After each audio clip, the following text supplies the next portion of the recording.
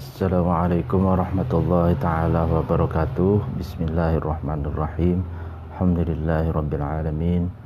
Wa bihi nasta'inu ala umuri dunya waddin. Wassalatu wassalamu ala asrafil anbiya'i wal mursalin.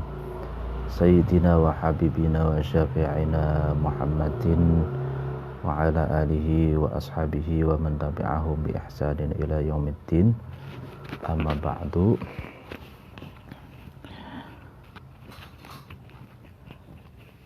Pada pagi hari ini kita akan melanjutkan pengajian kitab Adabud Dunya Waddin. Seperti biasa, sebelumnya mari kita membaca Al-Fatihah tawassul ila hadratin Nabiyil Mustafa Muhammad sallallahu alaihi wasallam wa ala alihi wa ashabihi wa man tabi'ahum bi ihsanin ila yaumiddin. Al-Fatihah. A'udzu billahi minasyaitonir rajim. Bismillahirrahmanirrahim. Alhamdulillahi rabbil alamin. Arrahmanir rahim. Maliki yaumiddin. Iyyaka na'budu wa iyyaka nasta'in. Ihdinas siratal mustaqim.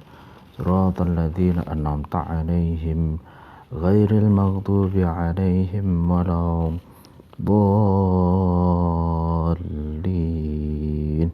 Amin.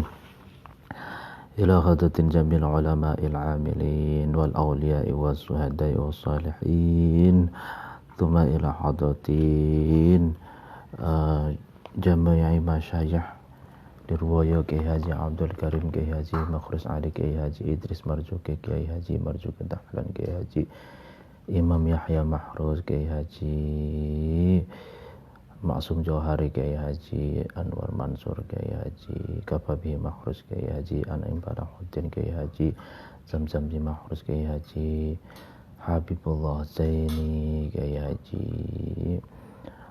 Mahin Taha, Kiai Haji Bakhur Alum, Kiai Haji Maftuh Bastul Birri wa duriyati wa usulihim wa furu'ihim wa duriyatihim wa qarabatihim wa ila hadratin abaina wa abaibna wa ummatina wa jaddatina wa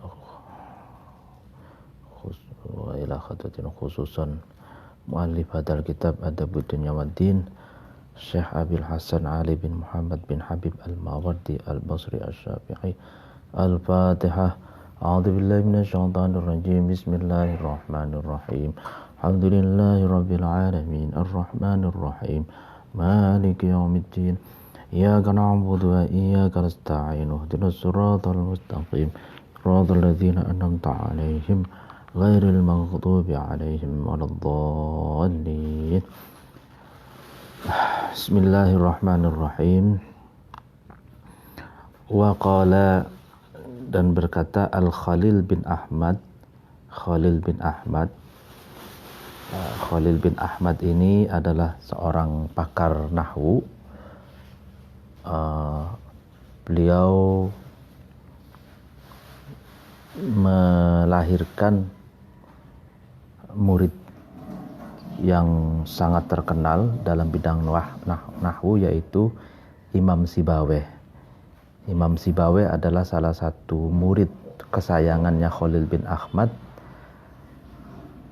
Imam Sibawayh pakar nahwu yang menulis kitab nahwu judulnya Al-Kitab, ya, 2 jilid. Saya pernah membacanya pada waktu di Lirboyo, dan saya punya koleksinya itu 2 jilid, ya. Dan Khalil bin Ahmad juga, beliau adalah seorang peletak dasar ilmu arud bahar, ya, ilmu nadom, ilmu syair, pembuatan syair. Dan Khalil bin Ahmad juga adalah ulama yang pertama kali menulis Mu'jam Arab, gitu. Nah, beliau berkata, ij'al, jadikanlah kamu, ma, terhadap sesuatu, fil kitabi, di dalam buku, ra'sal mali, terhadap pokok modal gitu. Wama, dan sesuatu fil qalbi, yang ada di dalam, fi qalbika, yang ada di dalam hatimu, an-nafaqata, terhadap nafaqah. Jadi jadikanlah apa yang ada di dalam buku, apa yang ada di dalam kitab, apa yang ada di dalam tulisan itu sebagai modal pokok gitu. Sedangkan apa yang ada di dalam hatimu jadikanlah sebagai nafaqah. Nah, ini perkataan Khalil bin Ahmad. Lalu waqala, dan berkata Mahbuz, Syekh Mahbuz, apa yang dikatakan, walaula, jika tidak ada ma, sesuatu, aqadathu, yang mengikat terhadap ma itu, al-kutubu, tulisan atau buku atau kitab, min tajarubil awwalina, min bayaniyah, yang menjelaskan isinya ma itu apa, min tajarubil awwalina, dari tajribah atau eksperimentasi orang-orang terdahulu. Lan halla, maka lepas, minan nisyani, karena lalai, uqudul akhirina, ikatannya orang-orang yang datang belakangan. Jadi Mahbud mengatakan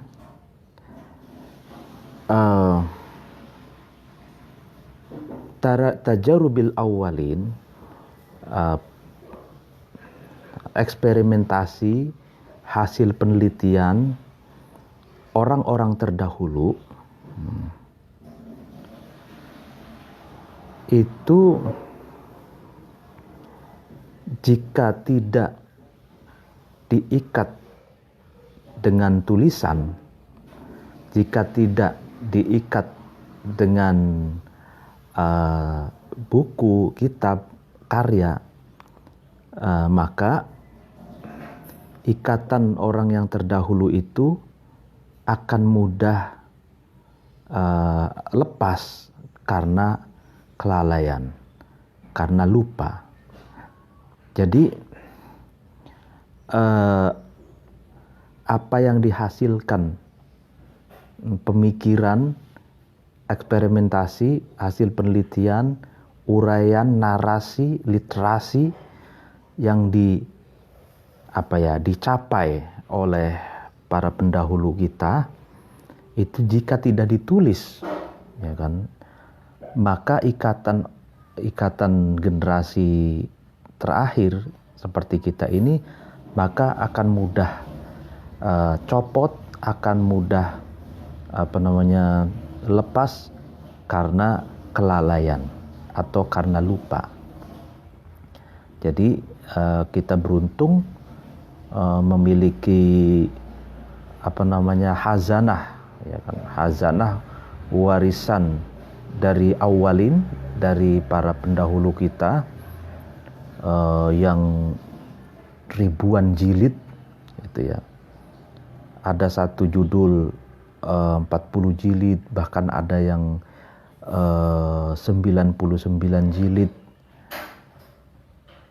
dan ribuan judul dan ratusan ribu halaman, bahkan mungkin jutaan halaman yang telah diwariskan oleh awalin, generasi awal, sehingga kita bisa menikmatinya dan kita bisa mengembangkannya. Jika tidak jika tidak ada narasi, literasi para pendahulu kita, ya maka kita sulit untuk melangkah untuk memajukan peradaban. Karena peradaban itu tidak bisa dibangun dari nol. Peradaban bersifat kontinuitas, apa yang sudah dihasilkan oleh pendahulu itu kita kembangkan, dan syukur kita akan mendapatkan hasil pengembangan dan eksperimentasi baru. Kita mendapatkan penemuan-penemuan baru yang boleh jadi belum ditemukan oleh para pendahulu kita, tapi tetap itu pengembangannya dari narasi dan literasi yang sudah diwariskan oleh para pendahulu kita gitu.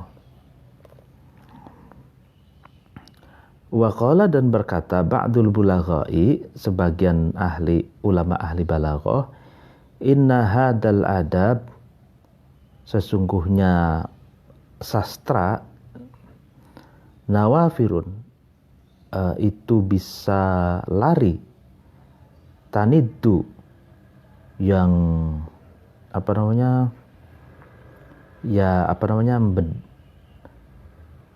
lepas gitu. Adab itu an uqalil adhani, dari talinya hati manusia. Faj'al, maka jadikanlah kamu al-kutuba, terhadap buku-buku atau kitab atau tulisan, anha, dari adab, humatan, sebagai penjaga, wal aqlama, dan jadikanlah terhadap pulpen, ballpoint, laha, kepada adab, ru'atan, yang sebagai penjaga. Nah, ini menarik sekali. Sebagian ahli balaghah mengatakan sesungguhnya kesusastraan atau literasi, ya kan? Ya, kesusastraan itu bisa saja lari, gitu. Bisa lari kencang dan lepas dari tali kekang hati manusia. Karena itu, jadikanlah tulisan, jadikanlah buku untuk menulis kesusastraan itu sebagai penjaganya, dan jadikanlah ballpoint untuk menulis kesusastraan itu, sehingga kesusastraan itu bisa terjaga. Makanya untuk mengawetkan kesusastraan, agar kesusastraan itu tidak lepas dari akal pikiran, dari hati manusia, itu jalan satu-satunya adalah dengan ditulis. Gitu. Ditulis. Kalau dulu itu kan masih manual ya. Jadi di sini istilahnya menulis dan wal aqlam, ballpoint itu juga untuk menulis kesusastraan, agar kesusastraan itu bisa terjaga dan bisa diwariskan dari generasi ke generasi. Nah, al-aqlam ini bisa dikiaskan, ballpoint ini bisa dikiaskan dengan komputer gitu ya. Komputer, laptop itu kan sekarang adalah alat untuk menulis gitu. Jadi laptop, komputer itu adalah alat untuk menulis, juga sangat penting gitu, karena itu bisa membantu ya untuk menghadirkan literasi gitu. Nah, menarik sekali. Jadi ini anjuran untuk menulis. Makanya dari perkataan para ahli balaghah dan ahli sastra ini, bahwa menulis itu adalah kerja keabadian. Maksudnya mengabadikan apa? Mengabadikan hasil-hasil penemuan, mengabadikan refleksi, mengabadikan ilmu pengetahuan, mengabadikan hasil penelitian yang telah dicapai oleh generasi tertentu dan dapat diwariskan kepada generasi dari generasi ke generasi, gitu. Wa ammat tari'u, adapun sesuatu yang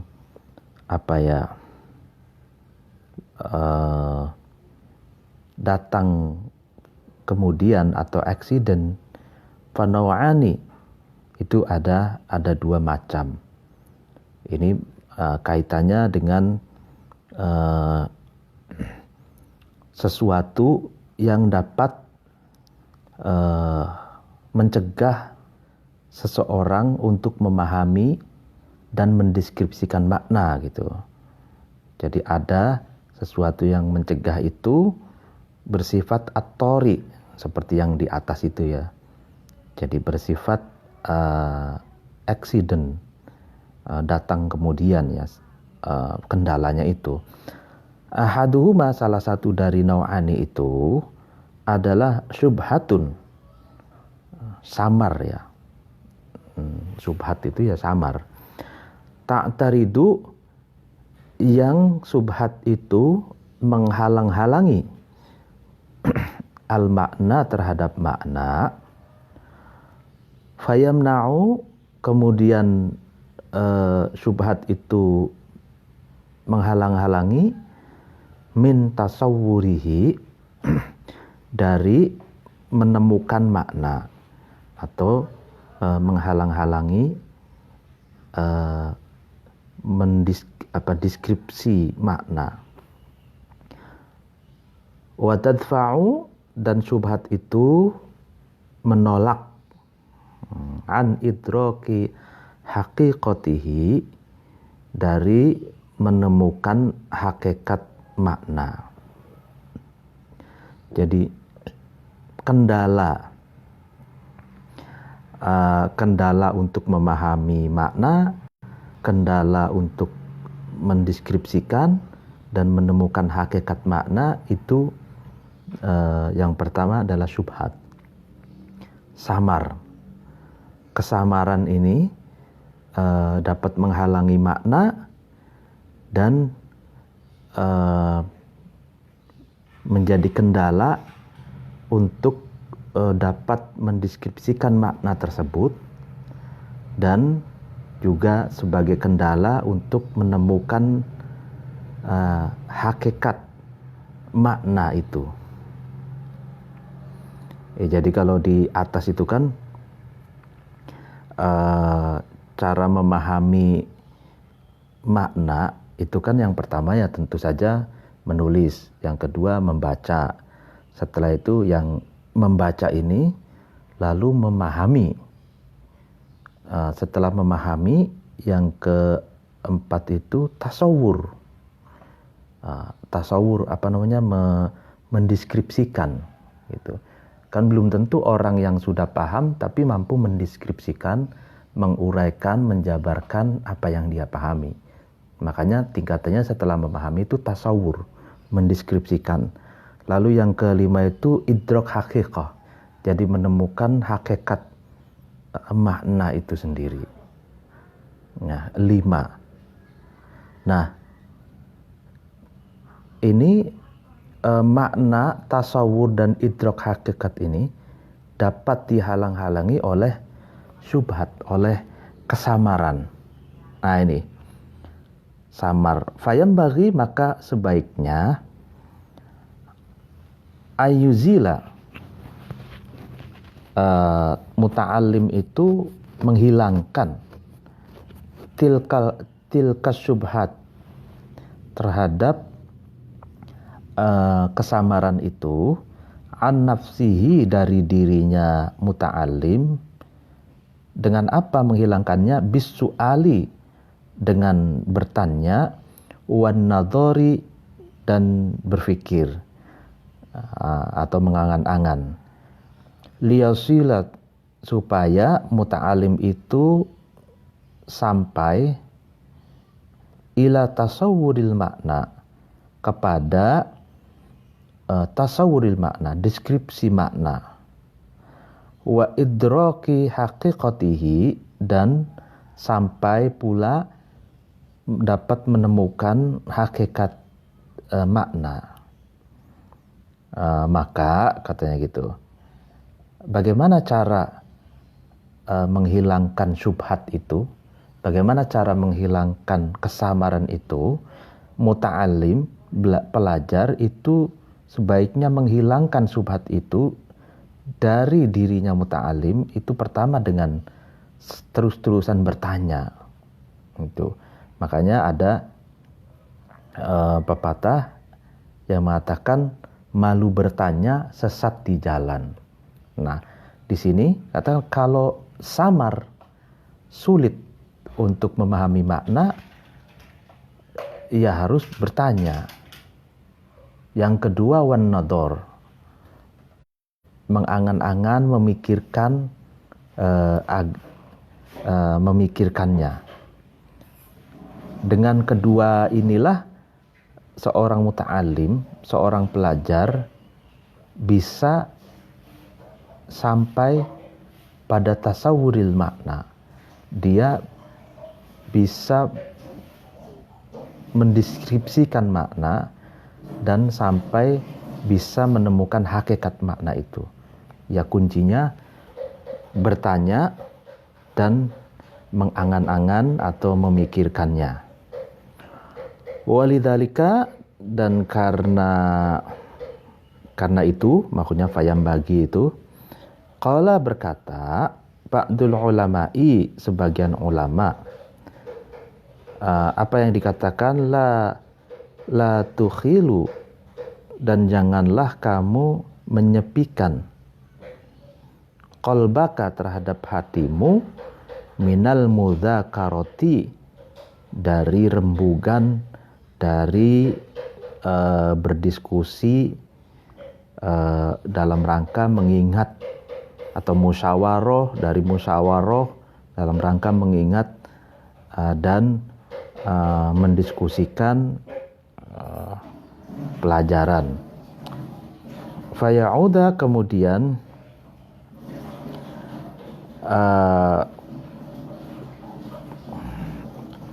qalbun itu menjadi akiman, mandul. Artinya janganlah hatimu itu disepikan dari mudzakarah. Artinya hatimu harus senantiasa diaktifkan untuk mudzakarah gitu.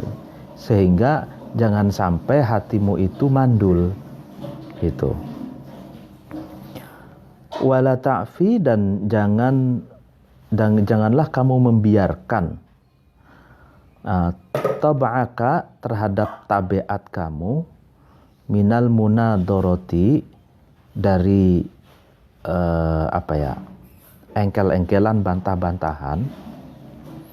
Fayasiru, maka tabiat kamu menjadi sakiman, itu menjadi sakit.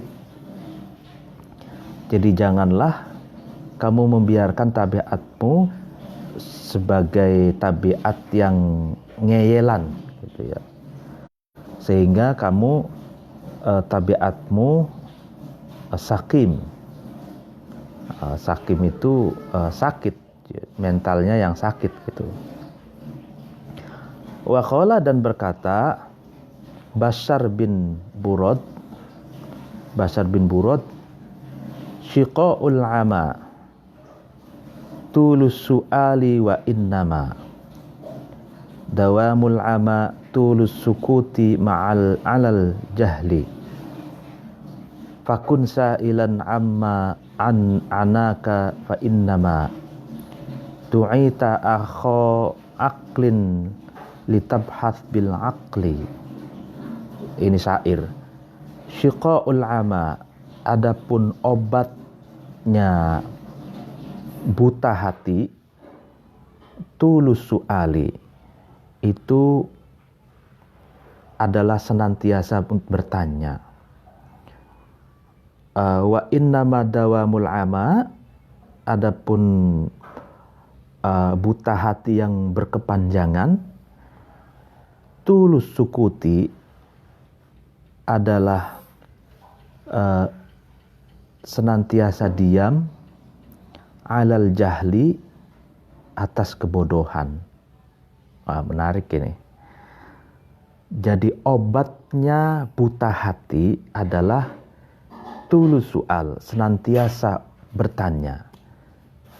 Jadi kalau untuk mengobati hati yang buta hati itu berarti dia tidak paham, dia tidak mengerti, dia tidak punya pengetahuan.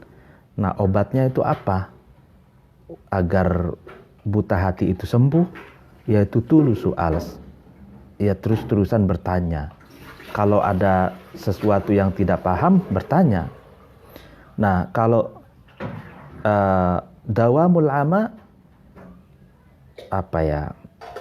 buta hati yang berkepanjangan itu karena kita mendiamkan atas kebodohan yang berkepanjangan. Itu. Jadi kita diam atas kebodohan yang berkepanjangan, itu mengakibatkan hati kita buta berkepanjangan. Fakun, maka jadilah kamu sa'ilan, orang yang bertanya, amma, dari sesuatu, anaka, yang menyulitkanmu, fa innama du'ita, maka diundang akho aklin, terhadap saudara yang berupa akal, litabhas, maka kamu bicaralah atau membahaslah, ya bil akli, dengan akal. Nah, jadi syair yang kedua ini maksudnya, jadilah kamu orang yang bertanya berbagai hal yang menurutmu itu sulit, iya kan? Jadi pelajaran atau berbagai problem kehidupan, kebangsaan, rumah tangga, lalu pertemanan, di sekolah, di kampus, di pesantren, dan berbagai persoalan. Atau khususnya kalau dalam hal ini mempelajari pelajaran, gitu, ada kesulitan-kesulitan, maka bertanyalah, itu. Karena katanya di sini menarik sekali, dikatakan itu tandanya kamu dipanggil oleh akalmu. Jadi bicaralah kamu dengan akalmu. Artinya gini, kalau ada sesuatu yang sulit, gitu, bagi akal, berarti kamu tuh sedang dipanggil oleh akalmu, agar akalmu itu diaktifkan. Cara mengaktifkannya bagaimana? Ya dengan bertanya, berdiskusi, lalu kemudian bersama-sama untuk mudzakarah, tukar pendapat, lalu kemudian nah itulah mencocokkan pemahaman, gitu ya. Nah, itulah makanya ada jargon itu, malu bertanya, sesat di jalan. Jadi harus menjadi orang yang tidak malu untuk bertanya, atas berbagai hal yang sulit gitu. Wasani, adapun yang kedua, afkarun, adalah berbagai pemikiran, ta'arodo, yang bertentangan. Afkar itu al-khotiro, terhadap hati, ya kan. Jadi ini yang kendala yang kedua ya. Seringkali kita mengalami pergolakan pemikiran ya. Jadi antara pikiran dengan hati itu seringkali tidak sejalan. Nah, pikiran itu yang bertentangan dengan hati ini dapat mengakibatkan sebagai kendala ya. Kendala dalam memahami dan mendeskripsikan makna.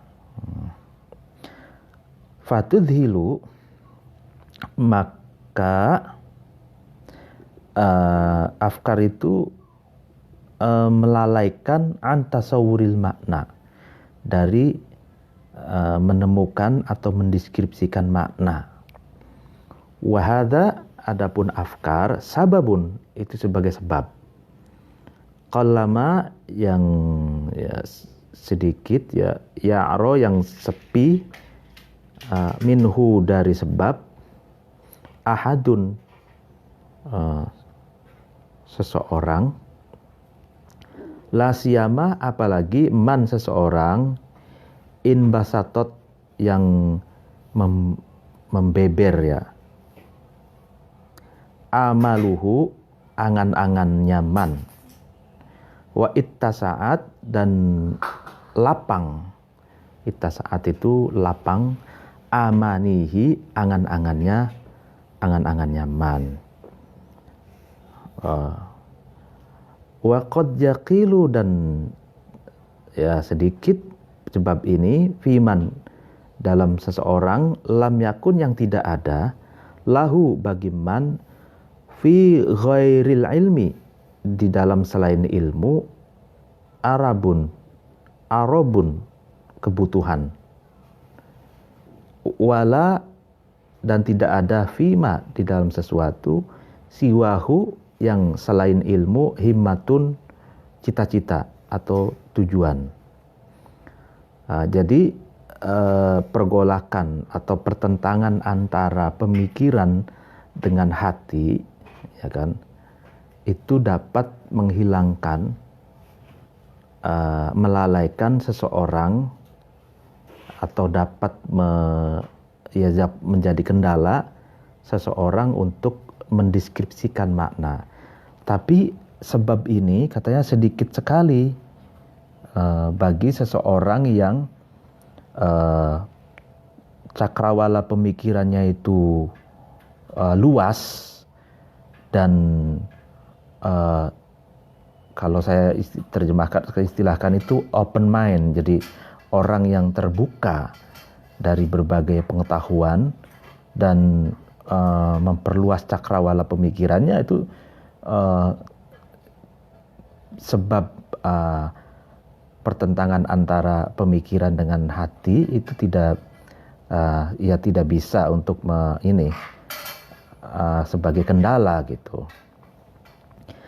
Dan sebab ini pun sedikit sekali terjadi bagi orang yang tidak membutuhkan selain ilmu. Artinya bagi orang-orang yang fokus, orang-orang yang mementingkan pengetahuan dan kurang mementingkan selain pengetahuan, itu jarang sekali ya penyebab ini sebagai kendala untuk mentasawurkan atau untuk mendeskripsikan makna. Fa'in toro'at,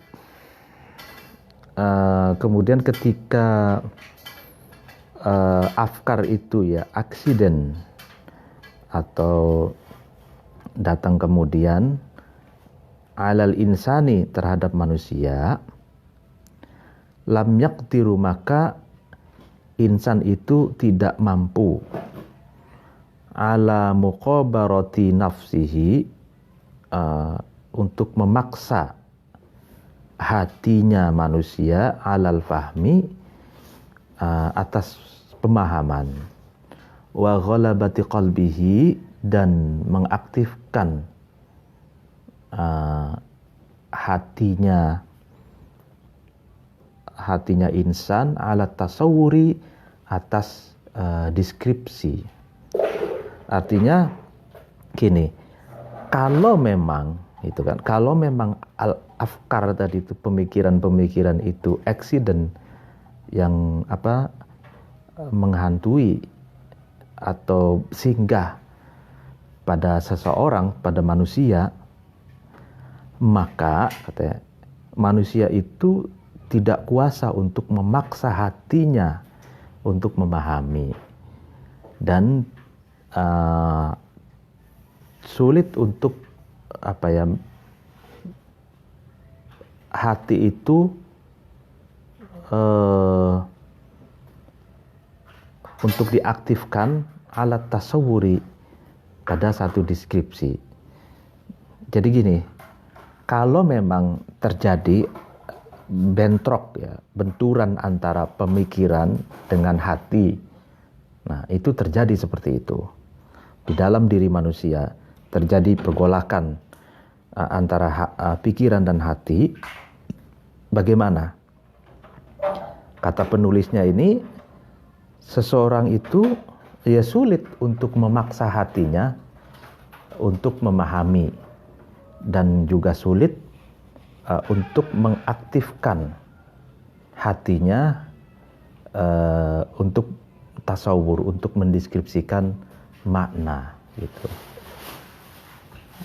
Sulit untuk dipaksa. Li'annal qalba, karena sesungguhnya hati, ma'al ikrohi, bersamaan dengan dipaksa, asyaddu, itu lebih kuat apanya, nufuron, larinya, wa ab'adu, dan lebih jauh apanya, qabulan, penerimaannya. Ya, karena hati itu kalau dipaksa itu akan lari kencang. Asaddu nufuron, dia akan lari sekencang-kencangnya. Wa ab'adu nufuron, dan hati itu kalau dipaksa juga akan sulit menerima. Itu akan menolak sekuat-kuatnya. Itu. Jadi kalau pemikiran bertentangan dengan hati, nah hati itu sulit untuk kita tundukkan, sulit untuk kita paksa untuk memahami dan mendeskripsikan makna. Karena karakter hati itu, kata penulis ini, kalau dipaksa malah justru lari kencang. Kalau dipaksa malah justru dia akan sulit untuk menerima. Itu. Wa qad jaa, dan datang al-atharu. Al-athar itu perkataan para sahabat ya. Bi annal qalba, sesungguhnya hati, idza ukriha, itu ketika dipaksa, hati itu, qalbun itu amiya, maka qalbun itu buta. Walakin ya'malu, akan tetapi insan itu melakukan fi daf'i ma, dalam menolak sesuatu, toro'a, yang datang kemudian, alaihi, atas insan, min hamin, dari keprihatinan, mudhilin, yang melalaikan, au makrin, atau rekayasa makar, qati'in, yang memutus. layastajibu, supaya bisa menerima alaihi insan, al-qalbu hati, muti'an yang patuh, itu muti'an yang taat. Jadi ini perkataannya sahabat, sesungguhnya hati itu ketika dipaksa maka hati itu buta. Akan tetapi manusia itu bisa menolak berbagai keprihatinan yang dapat melalaikan, dan manusia juga bisa menolak makar yang memutus, sehingga manusia itu mendapatkan atau memiliki hati yang mutia, yang patuh gitu. Jadi di dalam diri manusia itu ada kekuatan yang dapat menolak itu berbagai keprihatinan yang dapat melalaikan, dan berbagai rekayasa, godaan rekayasa, dan yang dapat menggelincirkannya gitu ya. Wa qad qala, dan berkata asyairu, penyair, walaisa, dan tidak ada, bimughnin, yang mencukupi, fil mawaddati, dalam kasih sayang, syafi'un, orang yang menolong, idza lam yakun, ketika tidak ada, bainad dulu'i, di antara tulang rusuk, syafi'un, hati yang menolong. Artinya tidak cukup gitu loh orang yang menolong dalam kasih sayang, fil mawaddah, dalam ikatan kasih sayang. Ketika di antara manusia itu tidak ada hati nurani yang mau menolongnya. Idza lam yakun bainad dulu'i syafi'un. Jadi sumbernya itu ada pada hati. Jadi tidak cukup katanya kalau manusia itu ingin menciptakan mawaddah gitu, menciptakan suasana kasih sayang, kalau di antara mereka itu hatinya belum atau tidak ingin saling tolong menolong. Jadi itu sumbernya adalah di dalam hati. Jadi menciptakan kasih sayang itu ya tidak bisa kecuali kalau hati manusia itu ingin betul-betul berniat untuk menciptakan kasih sayang itu. Wa qala, dan berkata ba'dul hukama'i, sebagian bijak bestari, inna li hadhil qulubi, sesungguhnya bagi hati, tanafurun, berlari, katanafuril wahsyi, bagaikan berlarinya binatang yang gesit atau binatang buas. Fata'allafuha, maka fata'allafuha,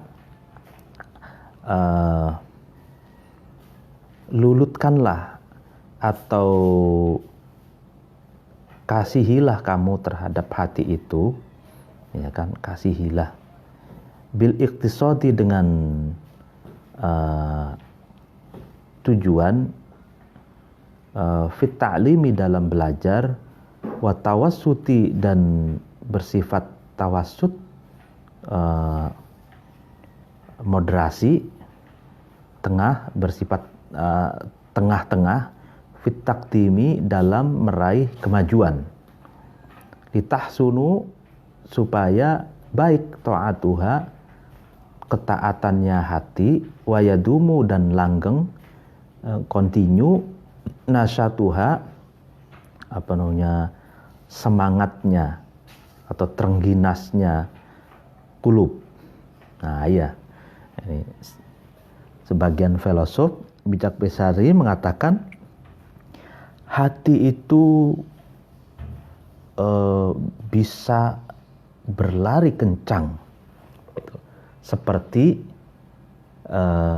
lari kencangnya binatang buas yang gesit, gitu.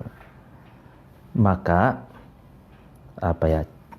cintailah, kendalikanlah, gitu, hati itu dengan belajar, yang pertama. Yang kedua, ketika kita ingin mencari kemajuan, maka kita harus bersifat at-tawasut, harus bersifat moderasi atau pertengahan. Artinya tidak terlalu ambisi sekali, tapi juga tidak terlalu lamban sekali. Jadi berada di tengah-tengah gitu. Ketika kita mau mencari at-taqdim, kemajuan gitu ya. Itu cara mengolah hati gitu ya. Agar ketaatan hati itu baik, senantiasa baik, dan semangatnya hati itu terjaga, itu continue gitu. Jadi tidak kendor. Jadi kan hati itu kalau kita terlalu berambisi maka cepat lelah, gitu kan. Kalau hati itu dipaksa maka hati itu akan menolaknya. Jadi cara mengatasinya bagaimana ya, hati itu kita ajak moderasi gitu, pertengahan, tidak terlalu ambisi sekali, juga tidak terlalu kendor sekali. Jadi sehingga stamina hati itu terjaga gitu. Fahadihi, maka adapun perkataan tadi itu, pertentangan al-afkar ta'arud al-khatir, itu pertentangan antara hati dan pemikiran dan hati itu, ta'lilu ma, itu alasan sesuatu, fil mustami, bagi orang yang mendengarkan, minal asbabi, ma itu dari sebab-sebab, al-mani'ati, dari yang mencegah, min fahmil ma'ani, dari memahami makna. Ya, jadi ini kan ini konteksnya adalah sebab-sebab yang dapat mencegah mustami, pendengar ilmu itu, dalam memahami makna. Ya kan tadi kalau ada mustami mendengarkan lalu kemudian dia tidak paham, maka harus bertanya, kan seperti itu. Atau mustami itu mendengarkan pengetahuan, lalu pengetahuan itu bertentangan dengan hatinya gitu. Masa iya sih gitu. Nah, itu juga harus tadi harus bertanya gitu. Artinya disitulah ada istilah klarifikasi gitu ya. Fahahuna, maka di sini tentang bab ini qismun, bagian robiun yang keempat, yamna'u, yang dapat mencegah, bagian yang keempat ini, min ma'rifatil kalam, dari memahami, mengetahui kalimat, wa fahmi ma'anihi, dan memahami makna kalimat. Walakinnahu, akan tetapi bagian yang keempat ini qad ya'ra, terkadang sepi, min ba'dil kalami, dari sebagian kalimat. Falidzalika, maka karena itu, karena sepi itu, lam yadkhul, bagian yang keempat ini tidak masuk fi jumlati aqsamihi, dalam golongan, dalam bagian yang al-mani itu. Maksudnya ini tidak masuk pada kategori bagian-bagian al-mani al-asbab, asbab al-mani itu, sebab-sebab yang dapat mencegah pemahaman itu. Walam nastajiz, dan tidak melestarikan al-ikhlala terhadap al-ikhlal itu nyela ya, dalam kalau ada suatu yang di situ ada lubang itu sela ya, selaan itu bidzikrihi, dengan menuturkan aksam robi itu, kismun robi ini, bagian yang kelima ini. Wahwa, adapun kismun robi, al-khottu, tulisan, li'anna minal kalami, karena dari kalimat itu, man, sesuatu, kana, yang ada, masmu'an, itu didengar. Wala yahtaju, dan tidak butuh ma itu, fi fahmihi, dalam memahami ma, ila ta'amulil khatti, kepada mengangan-angan tulisan, bihi, dengan ma. Wal mani, adapun sesuatu yang mencegah, min fahmihi, dari memahami ma, huwa, yaitu mani, alama, atas sesuatu, zakarna, yang kami sebutkan, min aksamihi, dari bagian-bagian mani, asbab itu, asbab al-mani itu. Wa minhu, dan dari kalam itu, ma, sesuatu, kana, yang ada, sesuatu itu mustaudaan, itu diajak ya, atau dinarasikan ya, bil khoti, dengan tulisan, mahfudhon, itu dijaga, bil kitabati, dengan tulisan, ma'khudhan, dan diambil, bil istikhraji, dengan mengeluarkannya. Fakana, maka ada, al khottu, tulisan, hafidhon, itu yang menjaga, lahu, kepada ma, wa mu'abbiron, yang menjabarkan, menarasikan, min anhu, dari ma. Nah, jadi gini, kalau soal kalimat itu katanya, sulit memahami kalimat itu kaitannya dengan tulisan gitu. Sebenarnya untuk memahami, untuk mengangan-angan tulisan itu, tulisan itu tidak butuh untuk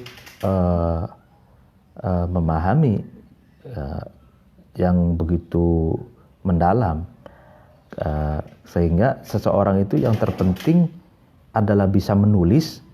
Nah, kalau sudah bisa menulis, dia tahu tulisan itu, maka sebenarnya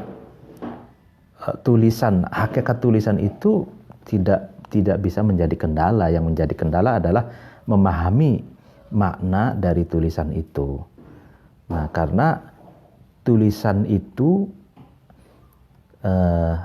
adalah yang menjaga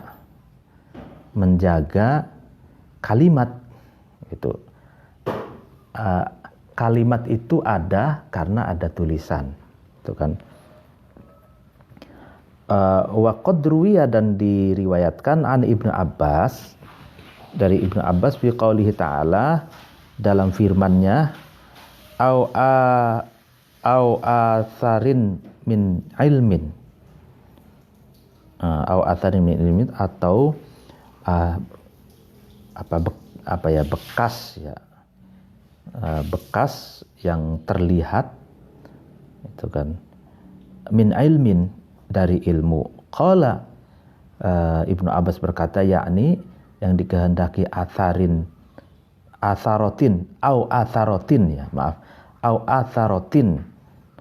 atau lebihan bekas yang terlihat itu, min ilmin, dari ilmu. Atharotin, qala Ibnu Abbas berkata, yakni al-khat, yang dimaksud dengan atharotin min ilmi itu bekas dari ilmu, itu adalah tulisan. Ya, jadi hanya tulisanlah yang dapat mengawetkan ilmu gitu. Atharotin min ilmi, bekas yang terlihat dari ilmu pengetahuan itu adalah tulisan. Wa an Mujahid, dan dari Mujahid, fi qaulihi ta'ala, dalam menafsirkan firman Allah Ta'ala, yu'til hikmata man yasha wa man yu'tal hikmata faqad utiya khairan katsira. Yu'ti, Allah memberikan, al-hikmata, terhadap hikmah. Hikmah itu ada yang menafsirkan ilmu yang bermanfaat, ada yang menafsirkan ilmu yang dalam, ya, ilmu yang lapisan dalam. Man, terhadap seseorang, yasha'a, yang Allah kehendaki. Waman, adapun seseorang, yu'ta, itu diberi, al-hikmata, terhadap ilmu, hikmah atau ilmu yang dalam, faqad utiya, maka seseorang itu diberi khairon, kebaikan, katsiron, yang banyak. Jadi Allah memberikan hikmah terhadap seseorang yang Allah kehendaki. Barang siapa yang diberi hikmah, maka seseorang itu telah diberi kebaikan yang banyak. Yakni Mujahid menafsirkan al-khat itu tulisan. Jadi hikmah di sini oleh Mujahid adalah tulisan. Artinya orang yang diberi kemampuan untuk menulis, penafsirannya Mujahid, ya, maka orang itu telah diberikan kebaikan yang sangat banyak oleh Allah. Itu menarik, ya. Jadi Mujahid ini menafsirkannya, hikmah ini adalah khat. Jadi orang yang bisa menulis dalam pengertian yang mendasar, menulis Arab, menulis Latin, gitu ya. Dan lebih jauh lagi bisa menulis dalam pengertian menguraikan, menjelaskan, dan menjadi sebuah karya. Nah, itu kalau menurut tafsiran Mujahid, orang itu telah diberi oleh Allah kebaikan yang banyak. Wal Arabu, adapun orang Arab, taqulu, itu berkata Arab, al khattu, adapun tulisan, ahadul lisanaini, adalah salah satu dari kedua lidah. Jadi orang Arab itu mengatakan tulisan itu salah satu dari kedua lidah. Lidah yang pertama adalah mulut kita ini, ya kan? Lidah yang kedua adalah tulisan. Jadi tulisannya tajam, gitu kan? Mulut kamu tajam, kan gitu ya. Jadi ada dua lidah itu kalau menurut orang Arab. Salah satu lidah yaitu mulut kita, yang kedua adalah tulisan. Wa husnuhu, adapun sebaik-baiknya khat, ihdail fasahataini, adalah salah satu dari kedua kefasihan. Jadi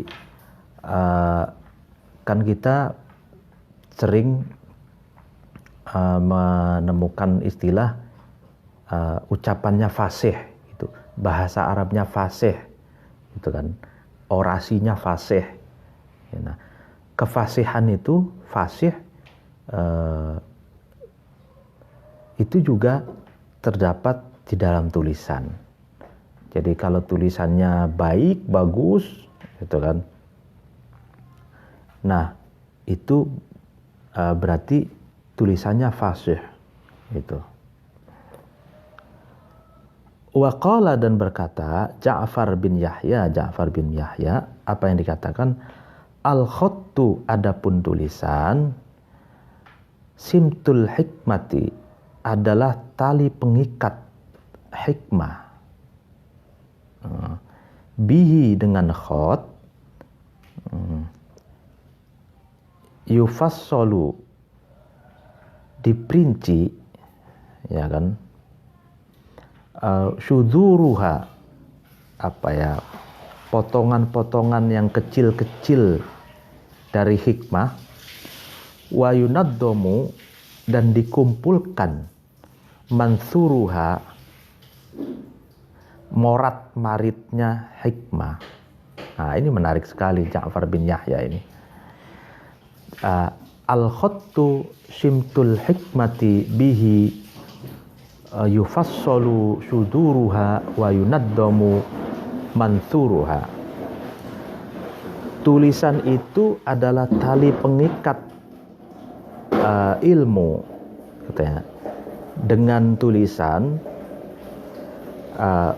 potongan-potongan kecil-kecil potongan-potongan kecil-kecil itu bisa dirinci, dan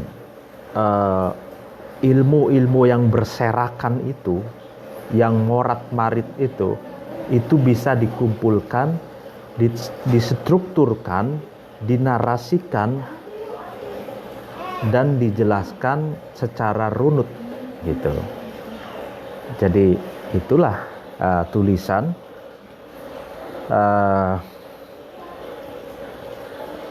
Kalau digambarkan berdasarkan pengalaman, ini Ja'far bin Yahya, misalkan gini, ini realistis sekali ini. Jadi menulis itu kan sebenarnya adalah menghimpun serpihan-serpihan pengetahuan, menstrukturkan berbagai pandangan yang morat marit, gitu, yang acak-acakan, yang ada di berbagai sumber, gitu. Itu dikumpulkan, distrukturkan, dinarasikan, dilogikakan, sehingga pembaca itu bisa memahami secara runut, secara nyaman, gitu.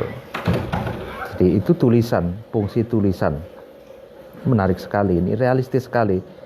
Jadi misalkan kita penelitian, narasumber kita 60. Nah, ini dari 60 narasumber ini kan berbagai cerita, berbagai pandangan, berbagai ide. Itu kan 60. Nah, dari 60 narasumber ini,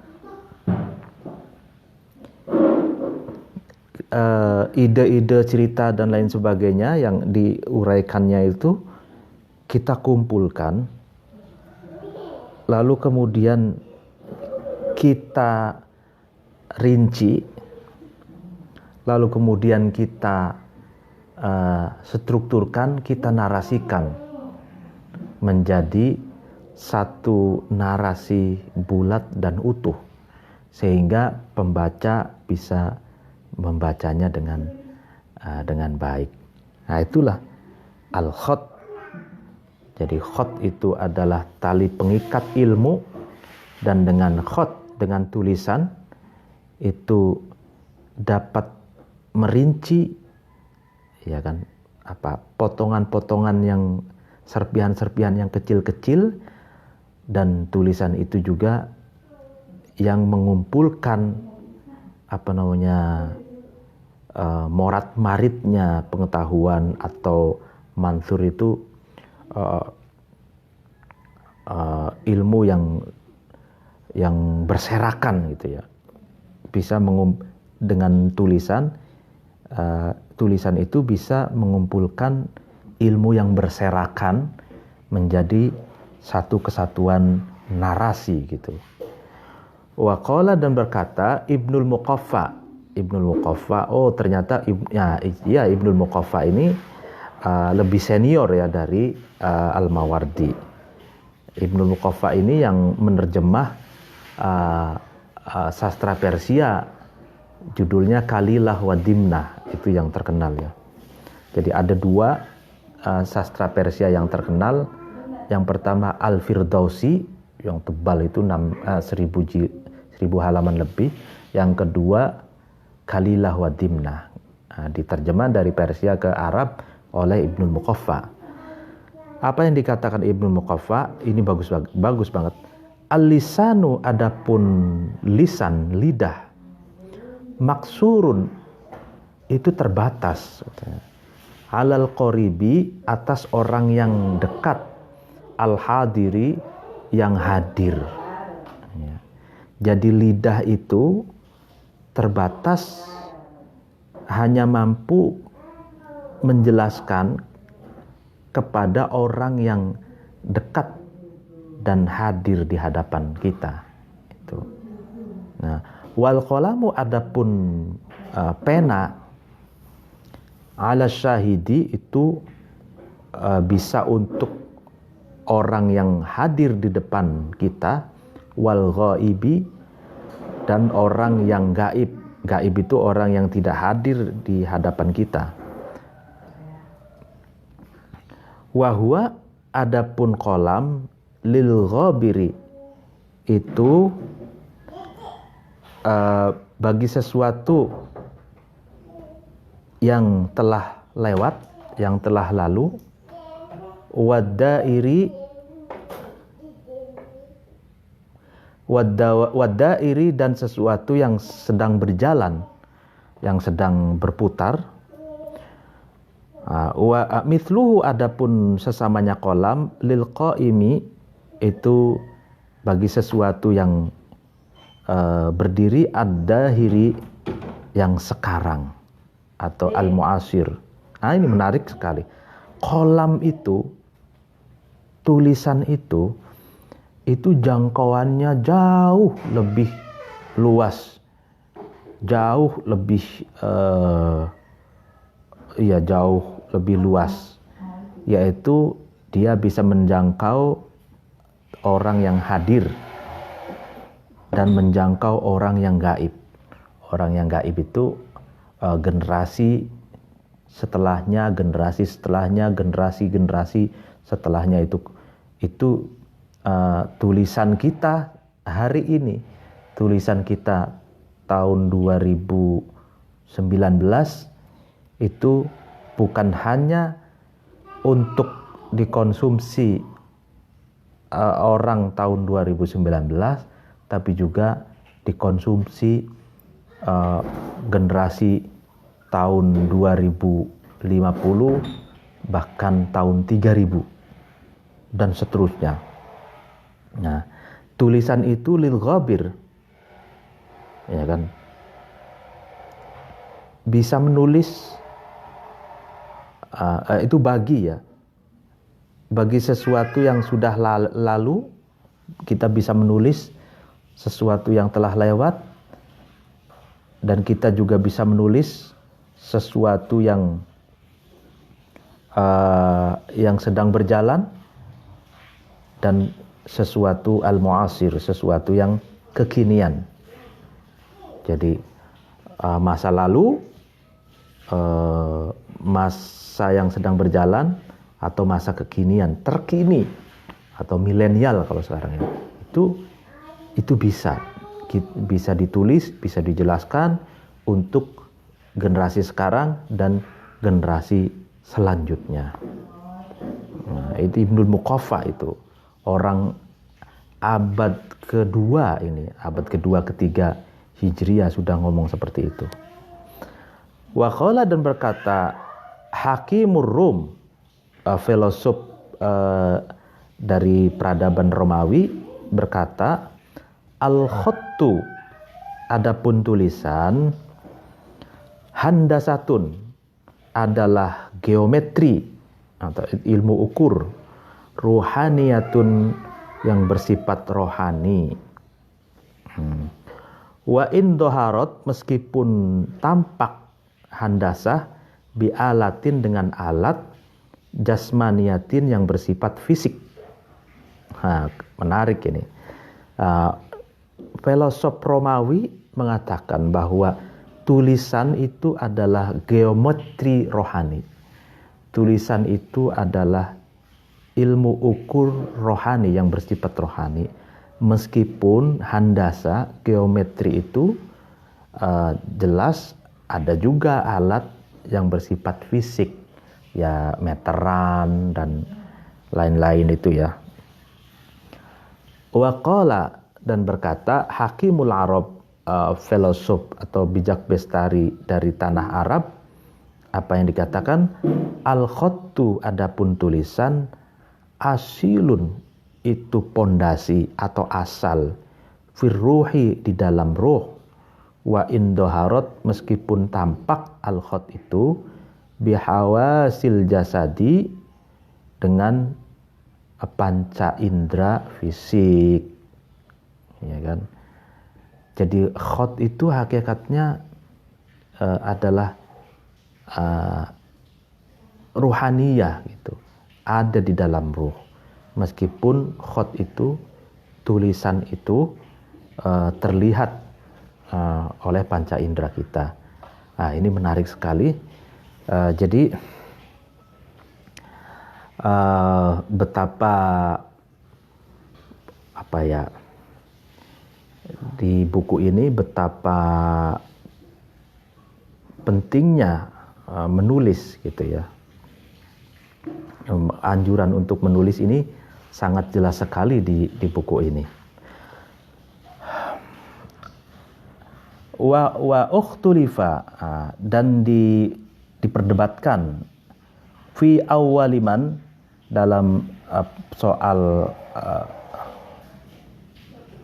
pertamanya orang yang pertama, kataba, yang menulis, man al-khatta, terhadap tulisan. Jadi para pakar berbeda pendapat siapa yang pertama kali menulis buku itu. Fadzakaro, kemudian menuturkan Ka'bul Akhbar, Bapak Ka'bul Akhbar, anna awwalaman, sesungguhnya pertamanya orang yang pertama, kataba, yang menulis, man itu, Adamu, adalah Nabi Adam alaihissalam. Jadi menurut Ka'bul Akhbar, bahwa sesungguhnya orang yang pertama kali menulis itu adalah Nabi Adam alaihissalam. Kataba, menulis Adam itu, sairul kutubi, terhadap berbagai kitab, berbagai buku. Qabla mautihi, sebelum wafatnya Adam, bithalati mi'ati sanatin,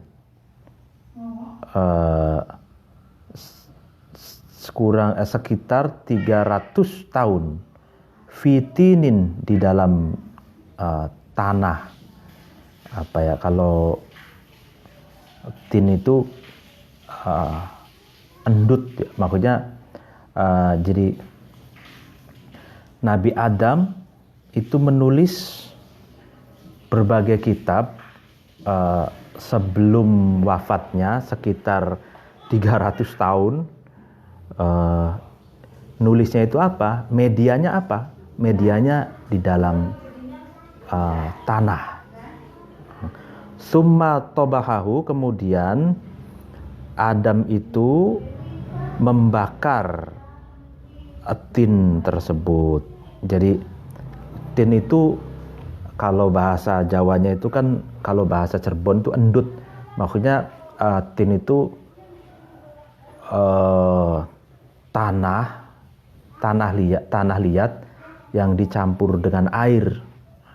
Nah, Nabi Adam itu menulis kitabnya selama 300 tahun katanya. Itu dengan tanah liat itu. Dengan tanah liat ya kan. Misalkan alif berarti dibikin pakai tanah liat memanjang gitu. Ba jadi gitu. Tanah setelah mengering ya kan, ya dalam bentuk misalkan kayak batu bata begitu. Dalam seperti batu bata begitu, dicetak tapi pakai manual, mungkin pakai tangan kali ya. Lalu kemudian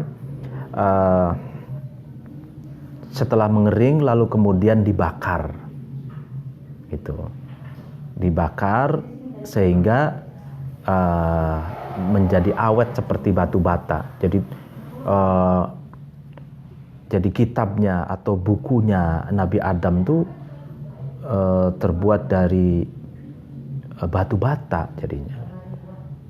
Jadi gitu.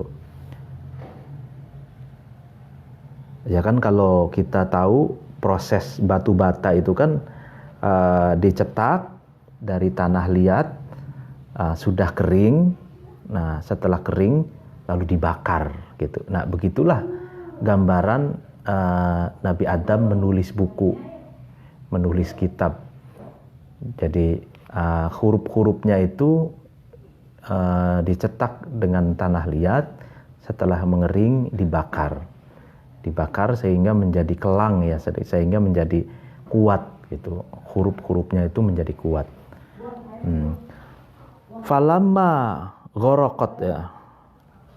Kemudian ketika terendam al-ardu, bumi, fi ayami Nuhin, di hari-hari Nabi Nuh, ala nabiyina wa alaihi salam, ya Nabi Nuh alaihi salam, baqiyat, maka tersisa al-kitabatu, tulisan atau buku-bukunya Adam itu, fa'asoba, lalu kemudian mendapatkan kullu kaumin, masing-masing kaum, kitabahum, terhadap buku-bukunya kaum, wa baqiya, dan tersisa al-kitabu, kitab al-arabiyu, bahasa Arab, ila an khosso, sampai mengkhususkan Allah Ta'ala Maha Luhur Allah, bihi, dengan kitab Arabi, Ismaila, terhadap Nabi Ismail.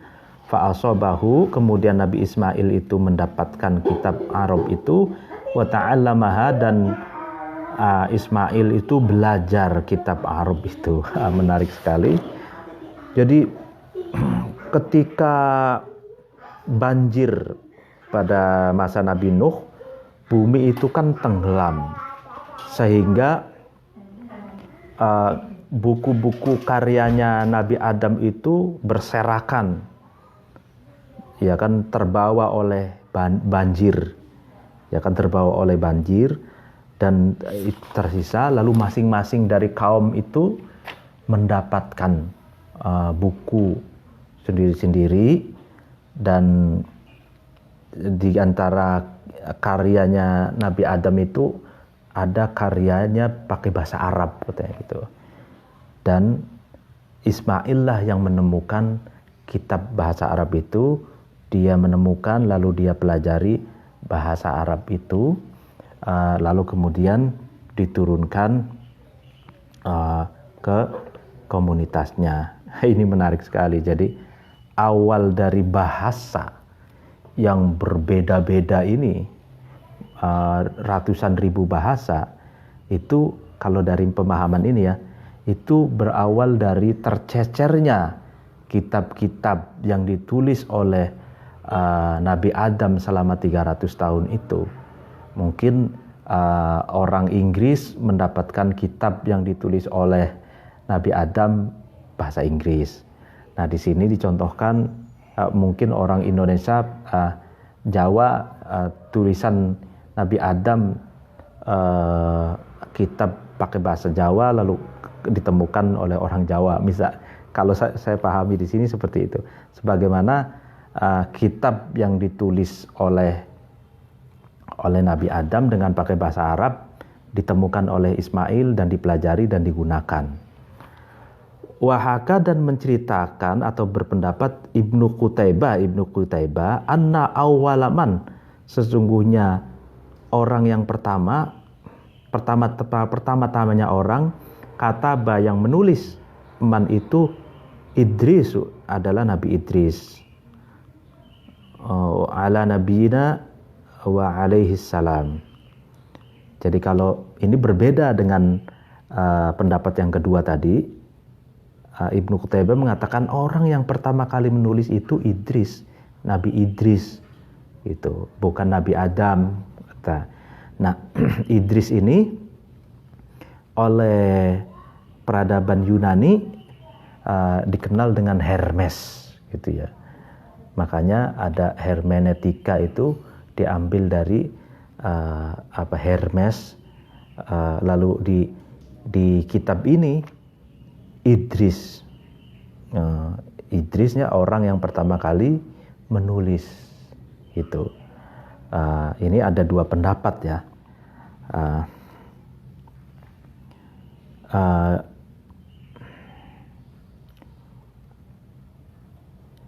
Wakanat dan ada al-Arabu orang Arab tu'addimu mengagungkan, Arab itu qadrul khatti terhadap kadar atau derajat keindahan tulisan, wa tu'idduhu dan Arab itu menganggap khat itu min ajli nafi'in,